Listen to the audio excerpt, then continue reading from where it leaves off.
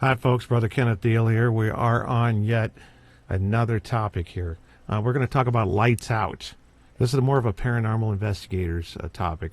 But when we go to places, there are certain times of the day that we may or may not want to arrive there for several reasons, besides traffic at rush hour and certain other elements, which is not really the focus of the topic. But we usually go there during the day, because we're not expecting to go there and try to prove the activity. We already gotten that information by the interviewing and the intense investigation that doesn't require us to go in there as a scientific team to, we'll just say, discern, determine what is going on there. Because some things can't be made up. You can get everything by asking the right interview questions without even having to go in there with a whole team and wasting your time and the money, staying all night so you can see things better in the dark. That's the thing. Some people have asked that. Why did they expect to see something more in the dark? The reality is like there's something to the night itself and what time you're out, just like the 3 a.m. phenomenon, whatever they call it. Definitely a doorway. Veil is at its thinnest at 3 a.m., between the hours of 2 and 4, depending on the position of the sun, I suppose. Something about 3 a.m. on that short note. The other thing, of course, is that at nighttime we notice that we'll notice things, in part because of that, because after 9 o'clock, a poltergeist house that we did a case on would start up around 9 o'clock, and that was when the sun was down completely for about 15 to 20 minutes.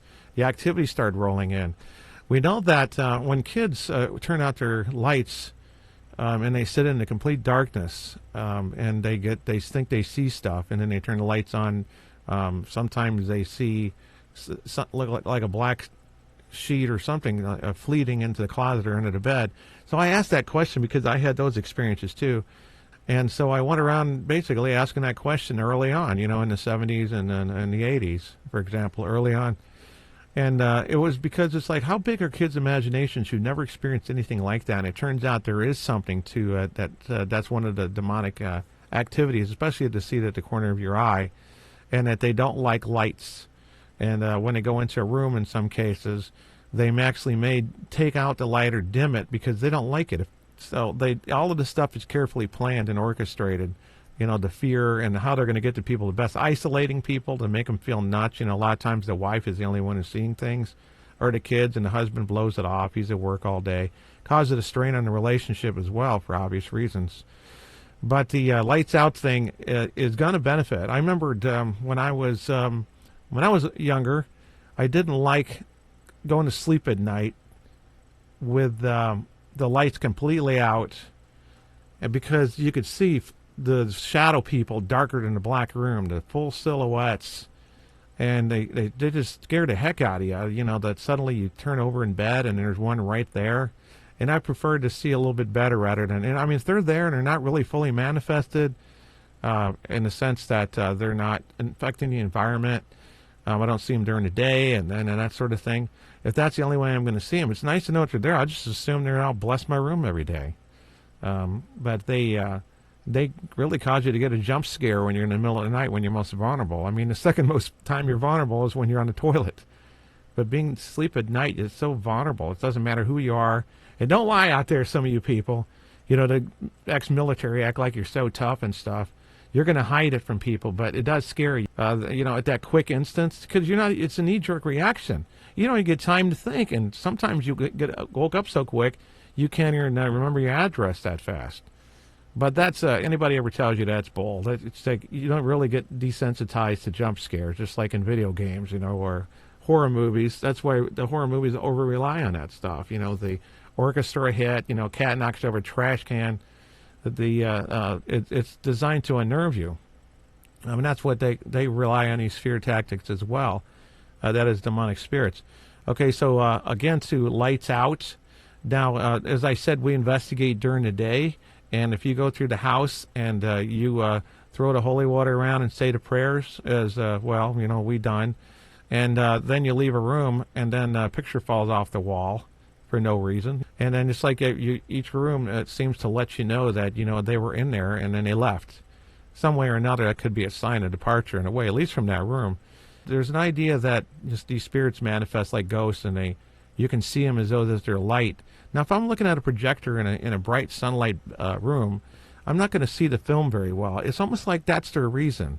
They think that ghosts are like some sort of light projection, when the reality is it's not really what's going on there. But some of these so-called parapsychologists and old school types kind of even describe this, like there's a storm outside, and it's lightning and a lot of static in the air, supposedly. And I don't know how it's going to affect the inside of the house so well with all the rooms shut. You almost have a Leyden jar where it's isolated from the outside environment, even static-wise, that somehow then manifests during this lightning storm, and that it'll be like a projection. But they really never lit the room up. So lights out is more for drama, for TV and movies, because people are afraid of the dark since they were kids, like I said. And when I was younger, I didn't really get validation for what I saw all those years until I was 18, and a friend was staying at my house. He joined the military, and he wanted his parents moved while he was in boot camp. And I didn't run away, but that was the plan. And it was one of the reasons he went to the military as kind of an option, too. And he said, hey, can I spend the night at your house, a couple nights or whatever, so I can visit my girlfriend? And I said, okay, I'll ask my mom. You know how it is. We weren't out of college yet or whatever, I think. I forgot what the story was on that part. But my friend Ed, he saw the black thing at the edge of my bed. Yeah, he woke up. I woke up before after he did, shortly after, because he was turning over in bed, and then he saw me sitting up, and I said, what do you want? And he's like looking over at the end of the bed, and he saw this, what he calls like a hunched over hooded figure with his long pointy arm pointing out at me. And when he saw that was the first time someone saw the same thing I did. Usually you don't get two people. They do that to drive you nuts. Remember, I'm 18 years old, and this has been going on since, I don't know, before 7, because when you're younger, you don't pay attention to stuff. You don't even think that ventriloquist puppets can't talk on their own or something when you're 3. You don't know if the stuffed animals are going to talk, and if you did, you wouldn't be scared. You'd be like laughing. So that was a pivotal moment, but that was the black room too. There was no light on in that room, and we saw that. So he asked me, a Marine out of boot camp, let's put a night light the next night, because I ran out of the room really quick, and he thought I was chasing it because he said it unnaturally sweep down the hall. And I ran to the bathroom, which is my old standby that I've been doing since I was a kid. Get yourself together, lights are bright and on, you can keep an eye on all 4 walls, open a curtain in the shower. Yeah, that's where that stuff comes from. And then I went back into the bedroom, and I go to turn the light switch on, and there's Ed still sitting up in bed looking confused. And I go to turn the light switch on, the light blows on the ceiling. And I said, what just happened? He says, I don't know, were you standing on the edge of your bed hunched over? And I said, no. He says, I heard you say, I was rolling over, and I heard you say, what do you want? And at first you were talking to me, and then I looked, and there was this black thing hunched over the edge of your bed pointing at you. And I said, pointing at me? And I said, what do you want? So you can imagine, but we can laugh about this stuff when it happens. So you guys, whoever are kind of hard on us for being a little humorous and all that thing, we long before we were helping people, and we're 57, I'm 57 right now, we were dealing with this stuff as a victim. So that's what I said in one of these videos, that when you ended up doing that out of necessity, and parents were telling you it was just waking nightmares, and you hold up, sticks, 2 pencils or something like that, and you find out that doesn't work, crucifixes seem to affect it, Jesus' name to get you out of sleep paralysis, or any of these things, then suddenly you become a school of hard knocks learned students, that you're going to have these experiences, and you're going to learn them the hard way through a trial and error. I've told a lot of people about what I call cause and effect. I say, you want to talk science? How about cause and effect? Why does Jesus on the cross bother gray aliens? I didn't tell anybody it was going to do it. I said, put a crucifix in your room, for example, on the headboard, and they would knock it down, and then show up and do their sleep paralysis. So I said, wear one around your neck. But I had St. Benedict medals too.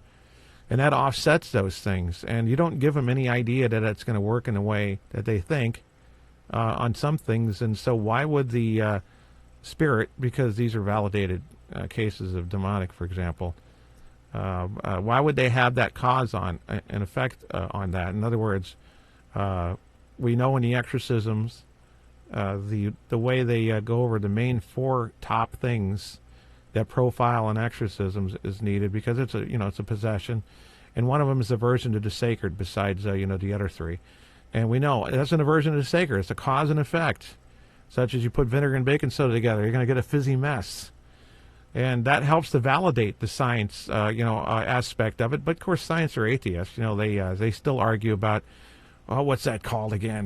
Residual. Oh yeah, that's just a recording. It's like, what? Synchronized in color? You guys stupid? I always said that about parapsychologists, that the sure sign you're an idiot and know absolutely nothing what you're talking about is when you prefix your name with a doctor. Doctor. Like that, Not necessarily saying it like that. But that I think they kind of fizzled out for that reason. Now we're overrun with mystics and self-proclaimed psychics out there. Yes, you. Whoever is watching on that. So did we go overboard on this lights out thing to make the point that you should be able to experience something in day or night, but you're going to experience it more at night. But why are you there anyway? Because you're trying to get evidence. There's people that go to those places and they bring all their equipment. They just want evidence. You tell them they can't show it off anywhere. Oh boy, they'll find a way to do it. Because it's all about self-promoting and hunt. Sorry, guys, it's just, there really isn't much use to go there and prove something. You can tell by interviewing people, except when they were alone, then we get more backups when they're living alone because there's no witnesses, and they're saying stuff like my hair got fused into the bathroom floor, and the demon took a chunk out of the wall, and he painted over it and must have said oops or something like that and felt bad. Not that what they said, but that's what I suggested.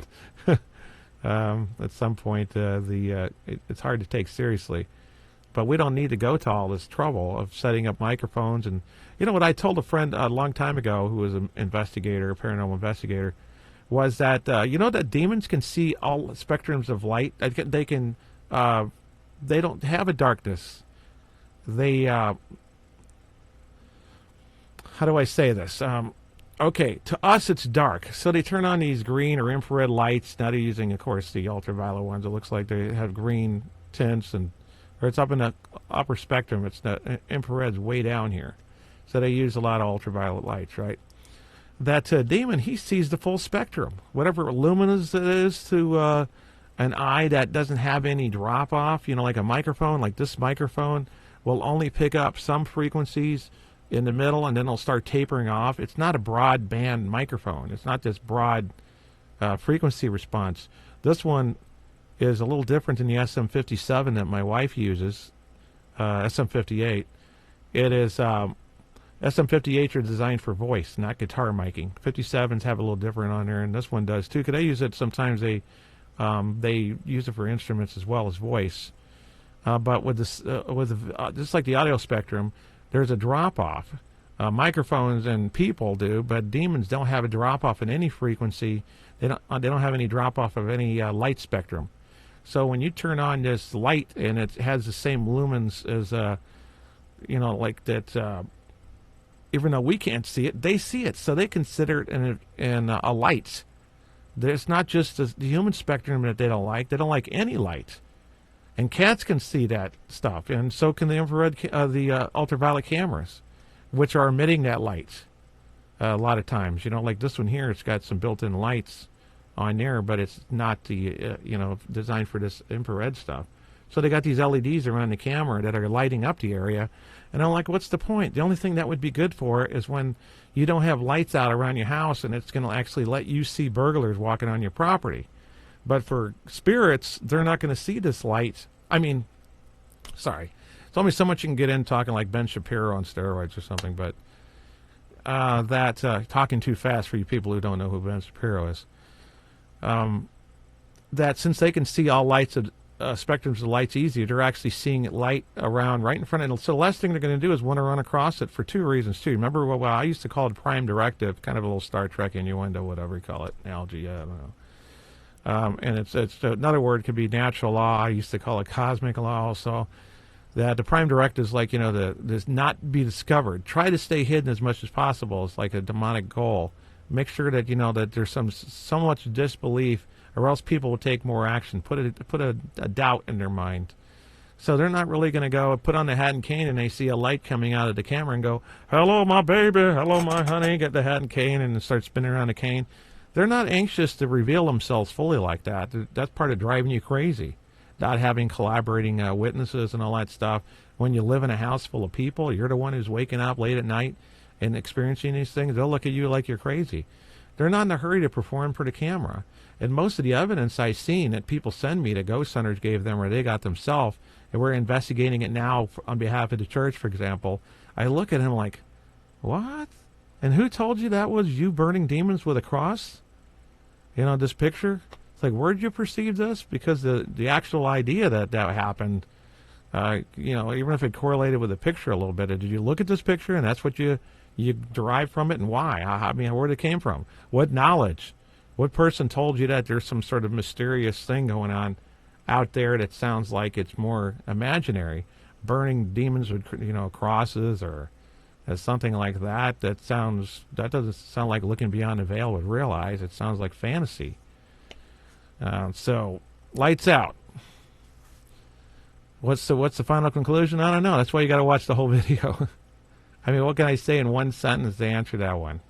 There is some validity to it to a certain extent, but I think for the people go there for the wrong reasons.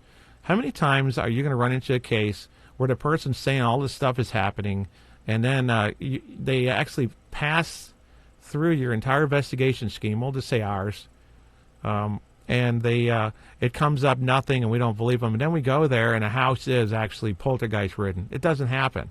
All the signs show early. I can't even think of anybody we know or any in the church or anything. I don't expect it. If it would happen, it would be rare.